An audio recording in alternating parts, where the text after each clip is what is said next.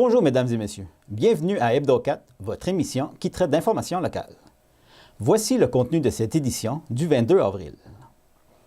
Jacques Langelier, coordonnateur au Centre d'action bénévole Gascon-Percé, nous parle de la popote roulante. Cathy Édith Lacroix nous informe sur l'activité Briques Olive qui aura lieu samedi le 28 avril prochain à la bibliothèque de Passepébiac. Valérie Cyr-Caillouette, responsable d'animation à la Maison des jeunes de Saint-Alphonse, accompagnée de quelques participants, nous parle à propos des Maisons des jeunes. Sœur Patricia Leblanc, du diocèse de la Gaspésie-les-Îles, nous informe sur le pèlerinage Terre et Mer qui se déroulera du 24 au 30 juin.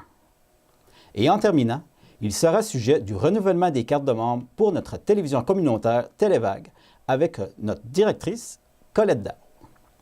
Bonne émission à tout le monde. Tout d'abord, deux petites nouvelles intéressantes. Le Géoparc de Percé devient un géoparc mondial UNESCO, le premier au Québec et le troisième au Canada. Le Conseil des commissaires de la Commission scolaire René Lévesque a annoncé la nomination de M. Louis Bugeaud à titre du nouveau directeur général. M. Bugeaud entrera officiellement en fonction le 18 juin 2018, succédant ainsi à Mme Chantal Bourdage. Cette semaine, Jacques Langelier, coordonnateur au Centre d'action bénévole Gascon-Percé, nous parle de la popote roulante. La popote roulante, pour faire un petit rappel, André, c'est sûr que c'est offert à des personnes, il n'y a pas vraiment d'âge là, mais habituellement, ce sont des personnes âgées qui sont en perte d'autonomie, qui, pour différentes raisons, ne peuvent pas se préparer des repas, vivent beaucoup d'isolement, ils peuvent être post-hospitalisés aussi, puis ils ont besoin pendant un certain temps. Alors, c'est des gens vraiment qui ont besoin d'aide pour qu'on puisse leur offrir une qualité de nourriture. Ça, on l'offre depuis que le Centre d'action bénévole existe, ça c'est sûr. C'est très apprécié. On a une centaine et plus de personnes qui les reçoivent. C'est toujours des bénévoles qui vont leur livrer ces repas-là. On a aussi un complément qui vient de s'installer peut-être depuis l'automne passé, en collaboration avec le Centre d'action bénévole de Maria. Ce sont des repas congelés qui peuvent être une alternative dans le sens que la popote roulante, c'est 2 midis par semaine. Nous, c'est 2 midis par semaine. Pourquoi c'est pas 3, pourquoi c'est pas 4? C'est toujours une question de budget. Le budget nous permet ça dans toutes les localités de la MRC Rocher-Percé. Donc, on le présente comme ça. Mais on dit souvent, ces personnes-là vont nous appeler, vont dire, c'est normal qu'on ne l'a pas 3 ou 4 fois par semaine. À ce moment-là, on n'avait pas la possibilité de fabriquer ces repas-là. Alors, on est allé voir le Centre d'action bénévole de Maria, qui nous a offert d'emblée sa collaboration. On a des repas congelés ici. Il y a différentes sortes. Alors, on dit à ces personnes-là, ainsi qu'à leurs aidants, parce que les aidants, des fois, c'est des personnes qui ils vont faire beaucoup plus de travail puis qui vont dire finalement, j'ai pas eu le temps de me faire à manger, moi, là, pendant que mon père a un repas, moi, j'ai rien, là. Fait qu'on va leur offrir ça aussi pour leur donner un petit coup de main là-dessus. C'est toujours 4 $ du repas. À la seule différence de la popote roulante, c'est que c'est pas des bénévoles qui peuvent aller livrer ça. Faut que tu aies une ressource pour venir les chercher au Centre d'action bénévole. Alors, il y a différentes sortes, c'est 4 $ la même chose. Donc, il y en a qui vont, ça va très bien, là. Il y en a qui vont dire, ben, OK, j'ai la popote roulante, maintenant, je vais m'acheter un 400 repas congelés parce que c'est un bon dépanneur. D'abord, c'est très, très bon. C'est les remarques qu'on a. C'est assez copieux pour le 4 $. Alors, la personne, c'est tous des menus là, assez santé. Alors, boulettes à l'italienne, bœuf aux légumes, pain de viande, pâté chinois, poulet en sauce, je les nommerai pas toutes parce qu'il y en a. Alors, la personne ou quelqu'un délègue une personne, comme ça existe dans le moment, soit sa personne, son aidant, ou sa personne significative vient chercher les repas. Puis, on va avec elle, on s'est acheté un congélateur, puis on dit, voici, qu'est-ce que vous voulez? On remet ça, puis 4 $ du repas. Puis y a-t-il des critères pour avoir droit? Bien, les critères, dans le fond, c'est des critères qui sont reliés à la popote roulante. Parce que je peux pas, moi, si j'étais à la maison puis je suis à la retraite, mais j'haïs faire à manger, c'est une maladie. M'aller me chercher des repas congelés. Je mange pas de mal. C'est vraiment pour une clientèle, comme je t'ai dit, en perte d'autonomie, qui vit de l'isolement, qui ont une perte de mobilité. On appelle ça un critère gériatrique, dans le fond. J'ai une vieillesse qui me limite dans certaines activités de ma vie. Donc, les repas peuvent être une difficulté. à préparer des repas. Puis pour les aidants naturels, bien, c'est un peu leur dire, on va vous donner un petit coup de main aussi pour vous aider à respirer là-dedans. Puis au lieu de faire des repas, parce que s'occuper d'une personne qui est dépendante, bien, c'est beaucoup de travail, beaucoup de temps tout le temps. Fait qu'on peut offrir ces repas-là aussi à ces aidants naturels-là, mais qui ne répondent pas à des critères de gériatrie nécessairement. Mais qui ont dit, comme par exemple, j'ai eu le cas d'une madame qui s'est libérée de sa job, elle travaille à temps partiel, s'occupait de sa mère. Fait qu'on peut lui donner un petit coup de main en disant, bien, regarde, si vous venez de travailler, au moins, vous n'avez pas le repas à faire. Il y a toujours une évaluation qui se fait. André, moi, je dis chaque cas est particulier. On jase avec la personne, puis on dit, bon, voici, on peut vous l'offrir. Ou si on ne peut pas l'offrir, on va expliquer pourquoi on ne peut pas l'offrir. Fait que les gens peuvent vous appeler directement ici? Oui, ils appellent, c'est directement ici. Nous autres, on collabore avec le centre, c'est-à-dire, ils collaborent avec nous autres dans le sens qu'on peut aller chercher des repas là, puis à ce moment-là, bien, on les a ici, on accompagne la personne, puis on dit, bon, votre personne, qu'est-ce qu'elle aimerait avoir là-dedans? Fait que c'est comme ça que ça fonctionne de toute façon, puis c'est le Centre d'action bénévole qui gère ça comme on gère la Papa Troulante. On peut peut-être rappeler les coordonnées du centre? Coordonnées, on est toujours au 390 boulevard René-Lévesque-Ouest à Chandler, numéro de téléphone 418-689-6023. Et comme je le dis souvent, tous les gens sont les bienvenus, que je sois membre du Centre d'action bénévole, que je vois de quoi ils retournent, comme c'est arrivé la semaine passée. Expliquez-moi donc, ça mange quoi en hiver, ça? On fait le tour de tous les services. À ce moment-là, les gens sont plus au courant. Samedi, le 28 avril prochain, à la bibliothèque de Passepébiac, aura lieu l'activité Bricolivre. Nous avons rencontré Cathy Edith Lacroix pour vous en informer. Bricolivre, c'est un concept qu'on a tiré, la bibliothécaire de Passepébiac et moi, l'été dernier. On essayait de trouver quelque chose qui aurait attiré de façon différente les enfants. On voulait heure du conte et bricolage, fait qu'on a comme mixé ça ensemble, fait qu'on prend un livre, l'activité c'est vraiment 1 heure du conte, mais dans le fond c'est un bricolage tiré du livre. Le but c'est d'attirer les enfants vers le monde littéraire. Fait que c'est attirer les enfants à découvrir les livres, à découvrir un peu l'univers des livres.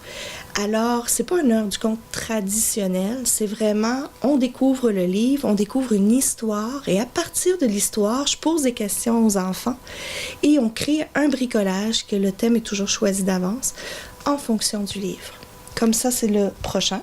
C'est un conte amérindien. Et dans cette histoire, le 28 avril, les enfants vont découvrir dans le conte amérindien que les loups et les caribous, ce sont des frères, dans le fond. Dans le monde animal, le loup et le caribou se complètent. Et ce bricolage-là va être fait en fonction du livre. Alors, on va faire des frères, on va faire des loups et des caribous. Ça vise les jeunes de quel âge à quel âge? Je dirais 4 ans à... On dit toujours 8-9 ans, mais j'ai souvent des 10-11 ans même qui viennent. OK. Les ateliers durent combien de temps? Habituellement, c'est 1h30. Des fois, ça atteint presque le 2 heures, tout dépendant du bricolage. Il y a eu un bricolage spécial pour la semaine de relâche. Ça s'appelait Voyage à travers le monde. Il y avait plusieurs contes. On voyageait. Les enfants, ça a été un peu le contraire. On a fait un bricolage au début. On a fait une valise. Et les enfants ont voyagé avec leur valise d'un lieu à l'autre à travers la bibliothèque. Il y avait des points à suivre dans le plancher. Il y avait une salle d'attente pour l'autobus voyageur. Après ça, ils prenaient l'avion. Puis, on a visité 4 lieux différents pour finir avec un petit conte sur les 4 saisons. Alors, les enfants avaient dans chaque lieu une petite image, 2-3 petites images parfois, qu'ils mettaient dans leur valise. Fait que c'était une image, c'était une valise qu'ils avaient confectionnée eux-mêmes en carton. Puis, à l'intérieur, ils plaçaient des souvenirs. Fait que c'est des choses comme ça que l'on fait à chaque fois. On a fait un bricolage sur les monstres, un livre justement qui... Ça, c'est Le Petit Chevalier et les monstres, si je ne me trompe pas. Puis, c'était justement pour montrer que ce qui est différent, ce qui peut paraître méchant, entre guillemets, ben des fois, c'est juste parce qu'il manque d'amour. Fait qu'on a donné plein d'amour à nos monstres. On a fait des monstres et on leur a donné plein d'amour. Ah ouais. Puis les prochains ateliers sont quand? Le 28 avril, il y a celui avec les frères. Ensuite, exceptionnellement, parce qu'on en fait toujours un par mois, exceptionnellement, on va sauter celui du mois de mai. Parce que les dates ne concordent pas, puis, tu veux pas, c'est une activité une fois par mois, mais il faut quand même que ça cadre avec les horaires de travail, les heures d'ouverture de la bibliothèque, etc. Et en juin, ça va être Un enfant du monde avec, dans le conte gaspésien Esprit céleste, le conte Amour coloré. Alors là-dedans, c'est très court, c'est une toute petite histoire, mais après cette histoire-là, les enfants vont dessiner, ils vont concevoir même, il va y avoir 2-3 bricolages différents, un enfant du monde, pour qu'on puisse avoir différentes sortes d'enfants du monde. Je les laisse aller, mais toujours en fonction de l'histoire qu'ils viennent de découvrir par le biais du bricolivre. Puis les dates sont affichées à la bibliothèque? Les dates sont affichées à la bibliothèque, sur le panneau d'affichage au coin de l'hôtel de ville, dans le bar à choix. Et également, on passe un pamphlet dans les écoles. Si les gens appellent, la bibliothécaire peut les informer à ce moment-là des dates du bricolivre. C'est 2 $. C'est quand même 2 $. Quand l'enfant arrive, la première chose qu'on fait, c'est que c'est au sous-sol de la bibliothèque. Alors, on les reçoit. C'est moi qui est là. Puis, je leur dis, OK, mettez vos sous dans la petite boîte qui est là, signez votre nom. Il y a des parents qui s'inscrivent d'avance. Mais, en général, ça arrive à l'improviste. Là. Okay. C'est pas une obligation. Là. Non, c'est pas une obligation. Ça commence à 1h30. C'est sûr, l'idéal, c'est d'arriver au moins 3-4 minutes avant. Puis, parce que parfois, il y en a qui arrivent un peu sur l'entrefaite. On a déjà commencé l'histoire. Fait que c'est de 1h30 à 2h30. Parfois, ça étire un petit peu vers 3h. Là, mais tout dépendant des ateliers et du bricolage, bien sûr. Nous avons reçu la visite de Valérie Cyr-Caillouette, responsable d'animation à la Maison des jeunes de Saint-Alphonse, accompagnée de quelques jeunes qui fréquentent ces établissements. Écoutons-les. À la Maison des jeunes, on reçoit habituellement des jeunes entre 12 et 17 ans, mais quelques maisons des jeunes, dont nous, Saint-Alphonse, depuis l'année passée, on intègre les jeunes de 11 ans. Michael, il n'est pas encore membre, il va l'être bientôt, mais c'est un jeune de 11 ans. Toi, Michael, est-ce que tu trouves ça le fun qu'on a réservé des périodes pour les 11 ans à la Maison des jeunes? C'est quand même plus le fun parce qu'on vient avant, puis on entend beaucoup parler à l'école. Souvent, t'es soit les amis, tu vas-tu à la Maison des jeunes? Oui, c'est le fun. On y va avant, tu rentres en 5e année, t'attends ta fête, tu rentres là. C'est le fun, tu t'amuses, on en parle de n'importe quoi. Puis est-ce que tu apprécies ça, que vous ayez des périodes vraiment juste pour les 11 ans, là, que les plus grands soient pas là? Ben oui. Quand j'ai commencé, j'avoue, c'était gênant. T'arrives devant tout le monde, t'as des jeunes que tu connais, que tu restes quand même dans ton village, ben c'est le fun que t'aies quand même tes petites périodes à toi pour t'intégrer, puis après ça, quand t'es prêt, ben tu t'en vas avec les plus grands, là, les vendredis soirs. Fait que c'était moins gênant de tomber avec les grands après ça. Ah, ben ça fait que c'est un bon coup qu'on a fait d'ajouter ça. Alors, Michael, toi, tu vas avoir bientôt 12 ans. Ça fait presque 1 an que tu fréquentes un petit peu la Maison des jeunes dans les périodes que tu as le droit. Est-ce que tu imaginais ça comme ça, la Maison des jeunes? Non, tu sais. J'imaginais plus, tu sais, qu'on reste tout le temps relax, mais tu sais, on joue Xbox, puis on a le droit aux jeux vidéo, mais un moment donné, il y a une limite, puis on jase tout le temps. Ça reste jamais plus lourd, on va dire. OK. Est-ce qu'il y a des règlements qui t'ont surpris qui existaient à la Maison des jeunes? Pas vraiment. Tu sais, je savais que alcool, drogue, non. Pas le droit de sacrer, pas le droit de langage vulgaire. Ça t'a pas surpris. Tu savais déjà? Je savais parce que... Tu connaissais un peu la Maison des jeunes avant de commencer? Oui. Fait que là, tu es presque prêt à être un membre à 100%. Oui. T'attends juste tes 12 ans? Oui. Dans les maisons des jeunes, la place des jeunes est vraiment importante dans le processus décisionnel. On travaille beaucoup avec la démocratie et les jeunes en font vraiment partie. À la Maison des jeunes de Saint-Alphonse, on a un comité jeune dont Charles-Antoine en fait partie. Alors, Charles-Antoine, tu t'impliques dans le comité jeune, pourquoi? Parce que ça me permet de savoir à l'avance qu'est-ce qui va arriver à la Maison des jeunes. Aussi, on peut voter qu'est-ce qui nous tente, qu'est-ce qui nous tente pas. Puis moi, vu que je suis à l'avance, je peux demander à mes amis s'ils vont venir à cette activité-là qui va arriver dans 1 mois, 2 mois. Puis c'est ça, là. Fait que tu te sens vraiment impliqué dans ce qui se passe à la Maison des Jeunes. Oui. Est-ce que tu es fière de dire que tu es dans le comité jeune, toi? Oui. Ouais. Oui, je suis là depuis 2 ans. L'année passée, j'étais président. Puis cette année, je suis secrétaire. Ben, c'est le fun. Ça vous apprend vraiment le processus des vraies réunions, puis on trouve ça important. La Maison des Jeunes de Saint-Alphonse fait partie du regroupement des Maisons des Jeunes du Québec, comme 14 autres Maisons des Jeunes de la Gaspésie et des îles. On est environ 180, je ne sais pas exactement, Maisons des Jeunes au Québec. Alors, on fait beaucoup de rassemblements avec les jeunes, c'est vraiment important, puis c'est des moments que les jeunes attendent chaque année. Une année, c'est national, avec tout le Québec, puis une année, c'est régional. L'année passée, on a relevé le défi de faire notre colloque jeune régional aux îles de la Madeleine. Ça a été une première expérience pour toi, Charles-Antoine, en tant que colloque, mais aussi pour les îles. Comment tu as trouvé ça? J'ai trouvé ça le fun pour les jeunes parce qu'on pouvait socialiser avec les autres maisons des jeunes, puis on pouvait se faire des nouveaux amis. Mais puis pour les adultes, c'était vraiment pour l'organisation des maisons des jeunes. Ben, nous autres, dans ce temps-là, on faisait plein d'activités aux îles de la Madeleine ou en dehors des ateliers. Ouais, des ateliers, là. Puis on fait juste des activités de loisirs ou... Ben, nous, les jeunes, la majorité, c'était ça.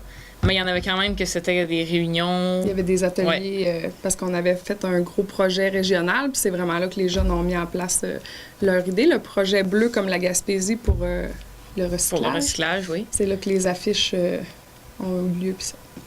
Avec Poméo et Recyclette. Ouais, Poméo et Recyclette. Puis les colloques régionales, c'est ça, c'est des moments de rassemblement pour les jeunes, mais autant pour les animateurs aussi. Là, on en profite pour faire des formations, des ateliers, puis tout ça. Comme la plupart des gens le savent, les organismes communautaires, comme la Maison des Jeunes, sont sous-financés. Alors, ça cause le problème que souvent, on ne peut pas garder nos employés parce que, premièrement, le salaire n'est pas assez élevé ou qu'on offre trop peu d'heures. Alors, Magali, tu sais, dans les dernières années, il y a eu beaucoup de changements d'animateurs. Qu'est-ce que ça apporte aux jeunes, ça, que ça ne soit pas toujours les mêmes animateurs qui vous accueillent? Bien, c'est sûr que, des fois, on aimerait ça se confier un peu plus, mais vu qu'on ne sait jamais vraiment combien de temps que les animateurs vont rester, on est comme moins porté à se confier à la personne parce que, justement, on ne sait pas si ça va rester. Mais il y a toujours Val et Hélène qui sont là, fait que on peut toujours se confier à eux. Fait qu'on a une petite stabilité quand même. Nous, on a la chance d'avoir une petite stabilité. Mais c'est un peu difficile. Contrairement à ce qu'il y a des gens qui pensent encore, les maisons des jeunes sont loin d'être des centres de loisirs. On est vraiment là pour aider les jeunes à devenir actifs, critiques et responsables. Ça fait partie de notre mission. Mais il y a quand même beaucoup d'activités de loisirs parce qu'il faut récompenser les jeunes quand ils s'impliquent, mais c'est aussi le fun de créer des liens ailleurs que dans la maison des jeunes. Fait que toi, Magali, t'aimes bien ça participer aux activités. C'est quoi les activités que tu aimes participer à la Maison des Jeunes? Plus, c'est des activités où on part vraiment puis qu'on s'en va quelques jours. Comme exemple, Pain Rouge, on s'en va dans un chalet. Fait que là, tu peux vraiment comme socialiser avec les personnes de la Maison des Jeunes tout en faisant des activités. Mais sinon, j'aime bien les soupers thématiques qu'on appelle. C'est qu'on fait de la sensibilisation. Puis après ça, on soupe tout ensemble, tout en discutant. Là. Fait que c'est bien le fun. Du 24 au 30 juin inclusivement, se déroulera l'édition 2018 du pèlerinage gaspésien Terre et Mer. Sœur Patricia Leblanc, du diocèse de la Gaspésie-les-Îles, nous informe à ce sujet. Voici la première des 3 capsules d'information réalisées avec Madame Leblanc. Le pèlerinage, c'est typique à notre diocèse. C'est un pèlerinage que nous avons mis sur pied pour inviter les gens à venir faire Église autrement, à venir prier dans la nature, dans la fraternité, dans la liberté, dans la différence. On véhicule beaucoup des belles valeurs comme le respect et puis ça permet aux gens d'entrer en eux-mêmes et de se retrouver eux-mêmes le long de la route, dans la beauté de la Gaspésie, puis de rencontrer des gens, ils rencontrent les autres aussi, puis en même temps de rencontrer Dieu. Et c'est un événement dans le diocèse qui nous est propre parce qu'il y a des pèlerinages un peu partout, mais l'animation qu'on y donne, on ne la retrouve pas ailleurs. Parce qu'on fait une belle animation spirituelle à l'intérieur de ça. On a des prêtres très dynamiques. S'il y en a qui veulent aller visiter, c'est sur le diocèse de Gaspé, pèlerinage, il y a un onglet, vous allez là, vous allez tout trouver les informations, puis tout l'esprit du pèlerinage. Ça, c'est pour le monde de tous âges, puis de toute religion, dans la mesure, je me dis, on est ouvert, dans la mesure qu'ils vont respecter l'encadrement que nous, on va donner, là, qui n'est pas du tout dur, c'est très souple. Mais les gens sont invités. Puis là, les Gaspésiens, ils sont là, mais ils sont pas au pèlerinage. Puis on se demande toujours pourquoi les Gaspésiens, ils viennent pas à ça, parce que c'est un événement. Les gens qui viennent d'ailleurs, ça vient de partout ailleurs. Vous pouvez pas vous imaginer, on en a eu de la France, de l'Allemagne, de la Floride, de l'Ontario, on en a beaucoup à chaque année. Cette année, dans les inscriptions, on en a beaucoup de Gatineau, Montréal, Mirabel, le Bic. Ça vient de tout partout du Québec. Mais les Gaspésiens se font entendre. Puis là, on se dit, mais pourquoi? Ben, peut-être qu'il y a une raison. Peut-être c'est une raison, mais c'est peut-être pas la seule. La raison, c'est qu'ils font le tour de la Gaspésie souvent. Parce qu'à cause du travail, à cause de... Puis là, ils pensent qu'ils connaissent la Gaspésie. Mais je dois vous dire que marcher la Gaspésie à pied et les îles de la Madeleine à pied, c'est très différent. Comme Compostelle, ils ont un symbole qui est la coquille de Saint-Jacques. Nous avons un symbole aussi qui est la petite croix de bois de mer. Pourquoi on a choisi une croix? Bien, c'est parce que la première croix, elle a été plantée à Gaspé. Puis, nous autres, notre pèlerinage, on veut qu'il ait des racines spirituelles, des racines religieuses, notre foi chrétienne. Et c'est pourquoi on remet la petite croix. Puis je vais vous lire juste une petite prière que quelqu'un a composée, puis je trouve que ça dit bien qu'est-ce que ça dit. Petite croix en marche vers la grande croix, un jour venu vers nous, posé entre ciel et terre, vent de foi et d'espérance, courant sur les montagnes, traversant les campagnes, pour tant d'hommes et tant de femmes, construisant nos vies. C'est beau, hein? Le monde qui sont intéressés, vous allez sur le site, puis vous allez trouver le formulaire d'inscription. Alors, vous l'imprimez, vous le remplissez, vous mettez votre chèque. Ça coûte 35 $ pour l'inscription. C'est pas très cher. 35 $ pour l'inscription et 50 $ pour l'autobus pour la semaine. C'est à peu près les seules dépenses que nous autres, parce qu'il faut qu'on paye le carnet du pèlerin, ça coûte un peu. Et puis, après ça, ils sont responsables de trouver leur logement, puis responsables de leur nourriture le long de la route aussi. Ça, on n'a pas pris cette responsabilité. C'est un peu compliqué.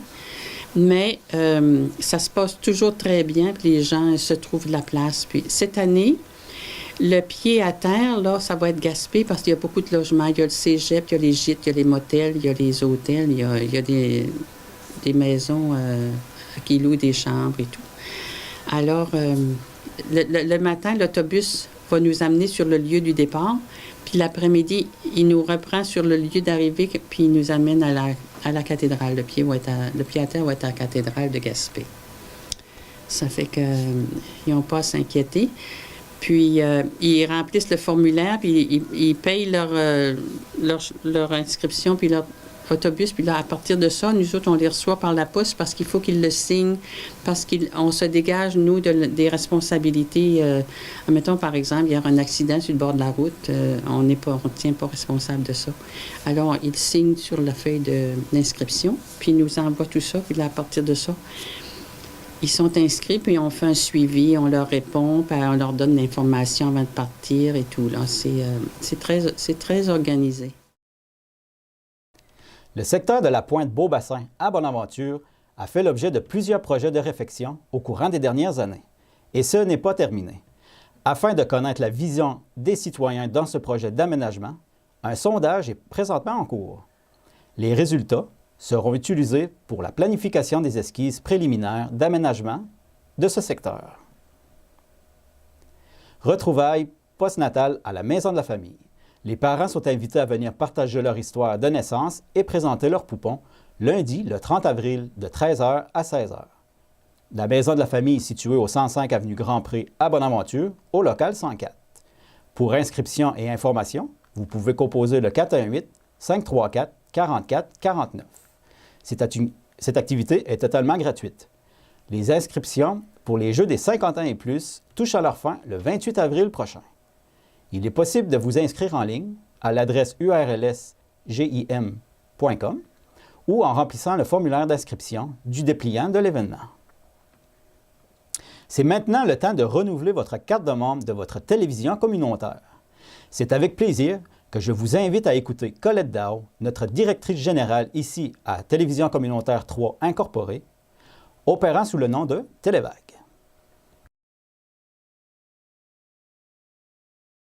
Présentement, on est dans le renouvellement pour les membres pour la télévision communautaire Télévague. Oui, effectivement, nous sommes présentement en pleine campagne de renouvellement de cartes de membres et de recrutement, bien sûr. Nous sommes toujours à la recherche de nouveaux membres. Alors, pour le membre, nous avons 3 catégories de membres. Le membre individuel, qui est au coût de 5 $. Nous avons déjà au-delà de 100 membres à notre actif. On a nos membres, nous avons aussi le membre organisme, qui est de 50 $. Qu'est-ce que le membre organisme? Un membre organisme peut, à 50 $ et on est là pour promouvoir toutes leurs activités.